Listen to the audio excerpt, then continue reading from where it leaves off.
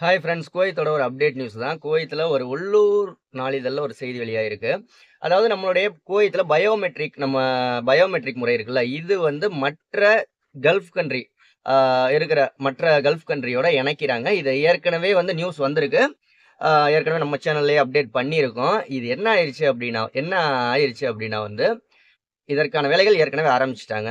இப்ப இனிமே வந்து பயோமெட்ரிக் வந்து மற்ற நாடுகளோட இணைச்சுட்டாங்க கல்ஃப் கண்ட்ரியோட அப்டின்னா வந்து நீங்க குவைத்திலேயே ஒரு ஃபிங்கர் வச்சு வெளில போறீங்க அப்படின்னா வந்து, மற்ற எந்த கல்ஃப் கண்ட்ரிக்குமே நீங்க முடியாத அளவுக்கு, ஆ எல்லா கல்ஃப் கண்ட்ரிக்கும் வந்து உங்களுடைய பயோமெட்ரிக் முறை போயிரும்.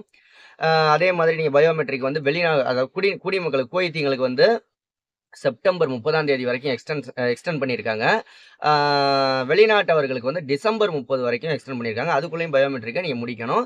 அது மட்டும் இல்ல, நீங்க அப்படி முடிக்கல அப்படின்னா, உங்களுக்கு லைசென்ஸ் ரினியூவல் பண்றதா இருக்கட்டும், ஒரு காரு ஆ அதாவது ரினியூவல் பண்றதா இருக்கட்டும், இந்த மாதிரியான விஷயங்கள் ஆ எதுவுமே செய்ய முடியாத அளவுக்கு இருக்கும். ஸோ உங்க நண்பர்களுக்கு இந்த வீடியோவ ஷேர் பண்ணி விடுங்க. கண்டிப்பா அவங்களுக்கும் யூஸ்ஃபுல்லா இருக்கும். இந்த மாரி குவைத்தோட அப்டேட் நியூஸ்லாம் தெரிஞ்சுக்கணும்னா நம்ம சேனல மறக்காம சப்ஸ்கிரைப் பண்ணுங்க.